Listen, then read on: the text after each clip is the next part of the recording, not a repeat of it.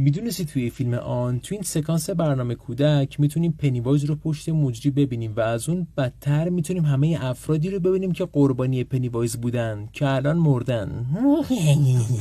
یه نکته جالب درباره طراح سریال بازی مرکب اینه که هوانگ دانگ یونگ زمانی که نتونست برای اثری سرمایه گذار پیدا کنه داشت ناامید میشد. اینجا بود که وقتایی میرفت کافه های مانگا و داستانه انگیزشیشون رو میخوند. میدونستی توی انیمیشن زوتوپیا در لابراتوار گروه اشباح شب جودی نقشه میبینه که روش اهدافی مشخص شدن که یکیشون کیانو ریوز تحت ظاهر یک گرگه، چون کیانو یک گرگ تنهاست و اسم اولین کاراکترش هم در تئاتر پسر گرگی بوده. میدونستی توی انیمیشن داستان اسباب بازی 2 زمانی که ال داره با موزه ژاپنی برای فروش وودی صحبت میکنه میگه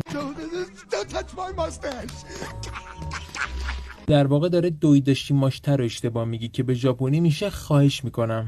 یه نکته جالب درباره سریال جومونگ اینه که بیشتر از 80% بیننده های سریال جومونگ در کل دنیا ایرانی ها بودن که این رکورد هنوز با دوبله به زبان های مختلف شکسته نشده. ببینم از کدوم قسمت جومونگ خوشتون میاد. من از اونجای خوشم میاد که جومونگ برای اولین بار میزنه سوار نظام آهنی رو ترتیبشون میده.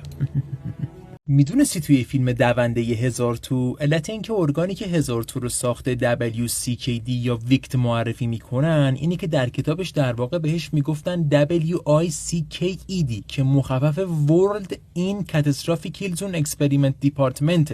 ببینم کسی که انگلیسیش خوبه اینو معنی بکنه ببینم. میدونستی توی فیلم انگل از خطهای واقعی وسط صفحه استفاده شده تا مشخص کنن که آیا کاراکتری از خط اخلاقی گذشته یا نه؟ ببین اگه لایک کنی، کامنت بذاری و شیر کنی خیلی خوبه.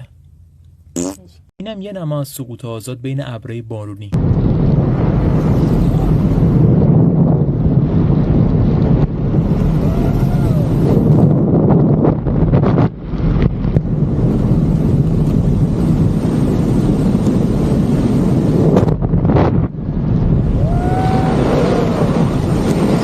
میدونستی توی فیلم جان سخت الن ریکمن از کارگردان خواست تا این سکانس بدلکاری سقوط رو خودش انجام بده. کارگردان هم قبول کرد تا با شماره 3 تنابش رو ول کنن، اما با شماره 2 این کار رو کردن. برای همین عکس‌العمل ریکمن در این قاب کاملا واقعیه. یه نکته جالب درباره سریال وایکینگ ها اینه که بعضی از وایکینگ ها که پوست گرگ میپوشیدن کسی هم جلودارشون نبود بهشون بزرک میگفتن که برای وحشی بازی از قارچ آمنیتا مسکریا استفاده میکردن که به نوعی دیگه اینا موجی بودن.